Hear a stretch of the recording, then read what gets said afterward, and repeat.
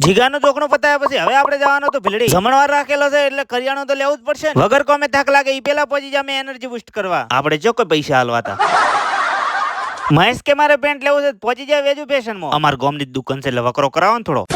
કરિયાણો તો ભરાઈ ગયું પણ મારી નજરમાં તો મૈસાનું પેન્ટ જ ફરતું. મૈસા આ બધા હાડી લે એટલી કડે હેડે આપણે એક ઓટો મારતા હોય. તે નવું પેન્ટ લીધું અને હું તને નાસ્તો કર્યા વગર છોડું એમ કદી કોઈને છોડ્યા નથી ને. શ્યામન લઈને આવી જા ઘરે ને બીજા દાડે હતી 15મી ઓગસ્ટ તો તિરંગાના દર્શન કરવા આપણે આવી ગયા પ્રાથમિક સ્કૂલમાં. દેશ આઝાદ તેવી વાતનો ગૌરવ તો હતો પણ અમુક લોકોને જોઈને તો એવું લાગે કે ગુલામ જ બરાબર હતા.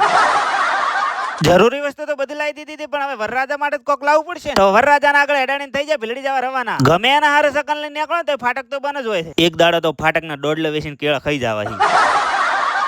ભીલડી તો પહોંચી જાય પણ હવે ચી બાજુ જાવ એ ખબર નથી પડતી. દિશા યંત્ર પડ્યું હોય તો ખાડી કોક.